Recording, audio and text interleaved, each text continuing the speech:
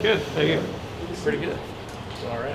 So how much of a surprise, I guess you never know what's going to happen, but we see you warming up before the game against Clemson, get some with the number one offense, some with JT, and then first offensive series you're in at right guard. That's football encapsulated, isn't it? Yeah, we have a motto, stay ready so you don't have to get ready, that motto. So that's kind of what my mindset was. I knew that if any guard were to go down, that I'll be the guy to go in. So as soon as I saw tape do this, I just had to run right back in.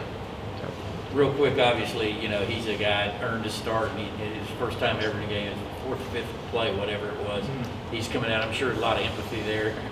Yeah, sympathy. It's tough.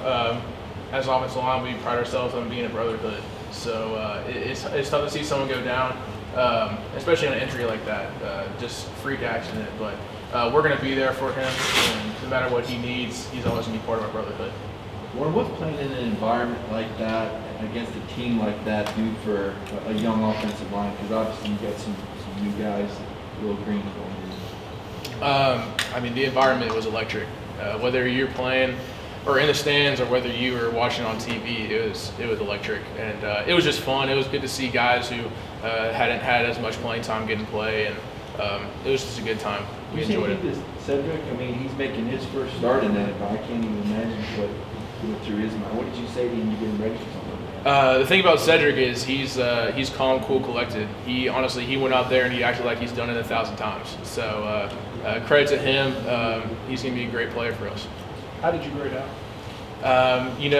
Each day just want to keep getting better and better. That's not the answer. How did you grade out after the game? Well, as we keep going, there's just things to improve on. So, I just want to keep getting better.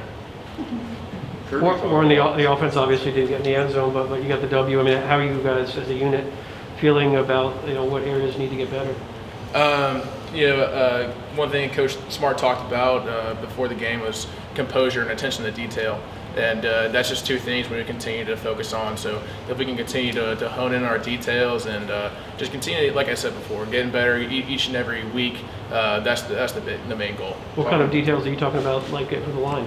Obviously just having our eyes right, playing with good technique, not making anything too big or too little, just playing a good, crisp offensive line.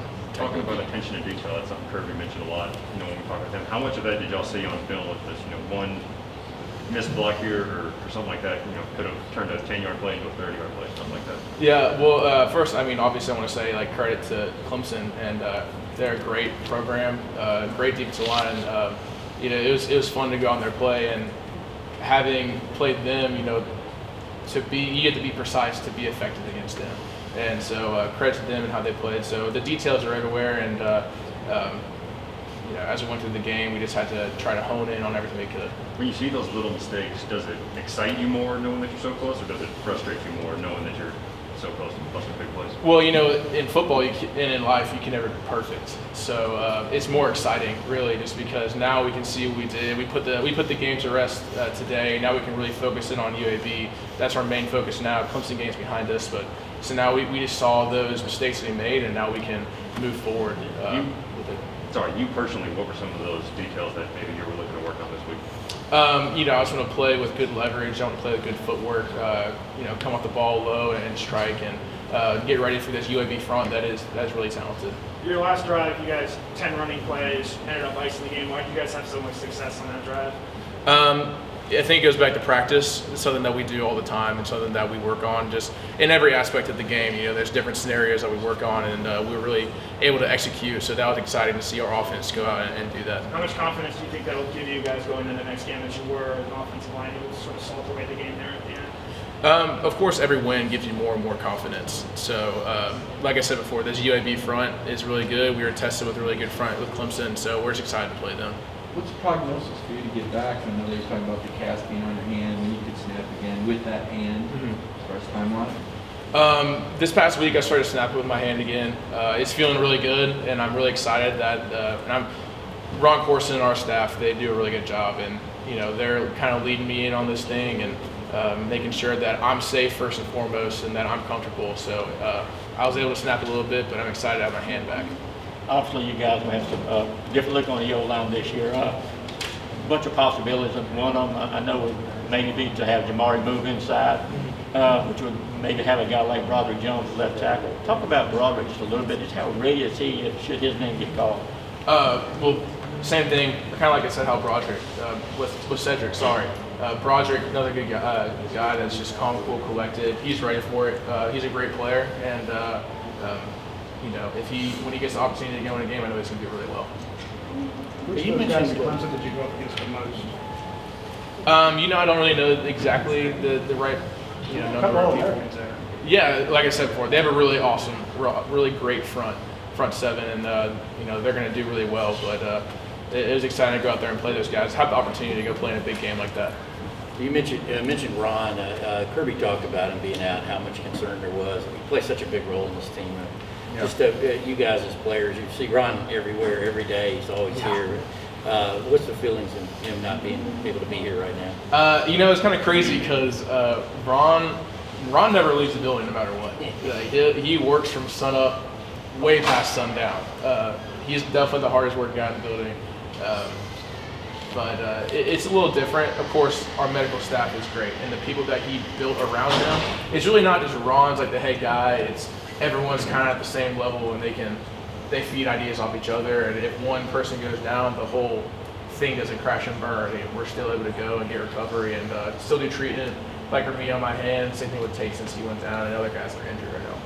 How did you hurt your knee? Just out of curiosity, how did something like that happen? It was just a normal block that I made, just a freak accident. Just about being, I don't know if utility is the right word, but a guy that can play so many positions, that's so rare. Have you always been that sort of lineman, or is that something that just kind of the team need and you're able to do that? I always kind of pride myself on being a team first kind of guy. So really it's not about what position or what specific thing that I want. I want the team to win, and I want what's best for the team. In high school, I played guard, center, tackle. So I guess understanding the playbook and understanding where things need to go helps out for sure. But I guess like having center, primarily I worked in spring with center, and knowing the offense through a center's eyes helps me go in and play at guard, because I know what both guard and center have to do. You said you knew that if one guard went down to the first guy in, is there anything different that goes into preparing to become a left guard versus right guard, or is it more or less the same, or how would you evaluate that? I mean, there might be a few little things that are different, but either way, it's just the same assignments and just going out and playing ball. How does Cedric do calling out the protections? Cedric did really well, and I'm really proud of him and how he stepped up. I knew he was going to go out there and do everything he could for the team, so just excited for the opportunity he had, and I think he took the most of it.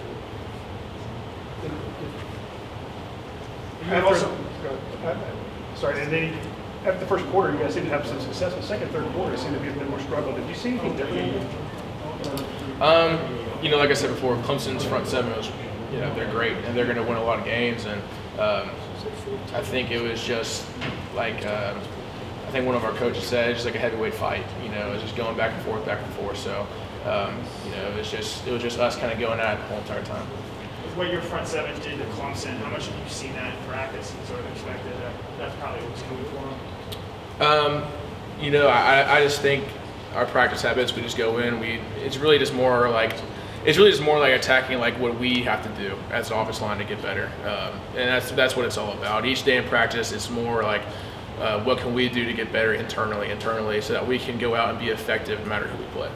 We have time for 2 more questions. Warren, we hear this used to be a robbery, and there's obviously big stages. Is every one of these games the same? Do some get chippier than others? Because that appeared to be a pretty clean game relative to trench warfare. Would that be accurate to say that was pretty clean compared to other rivalry games? I would say kind of like in the trenches, like it's always a little bit chippy in there. But no, it was a really fun game to play in. The environment was just exciting. I think everyone kind of fed off of that, both teams. So it was a great game. It was really fun to be a part of. You guys just beat a top 3 team, and now you have a non-Power 5 team coming to town. How hard is it to turn the page and have a good mindset, you think, to perform like you need to on Saturday? One thing that I think our coaches do a really great job is no matter who we're playing, no matter our opponent, we're going to take each week and attack it the same exact way. So no matter if we're playing Clemson or if we're playing in conference, whatever it is, we're going to attack it each rep, each day, the exact same way. The coaches preach that, but as players, I mean, they're only human. Like, Yeah. there was a lot of buildup for this game. I mean, how do you? There's still 11 regular season games left, starting with this one. I mean, how much? And I think that's the big thing is I think there's still so much left. And I know Coach Smart said that after the game. Whether we win or lose, we have everything in front of us. So what we have to do is on Saturday go out and take full advantage of our opportunity.